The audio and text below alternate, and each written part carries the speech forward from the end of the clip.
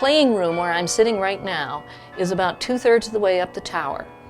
And the 6 largest bells, including the 11-ton bourdon, are immediately below me.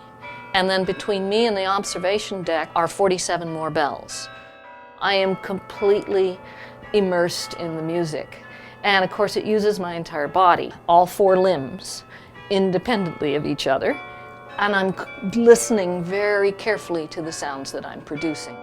If I'm flushed, it's not necessarily from physical exertion, but more from, I'm a little nervous because I know that this is being recorded, and of course it's always a very public recital and so forth. This job has so many thrills to it. There are highs and there are sad times.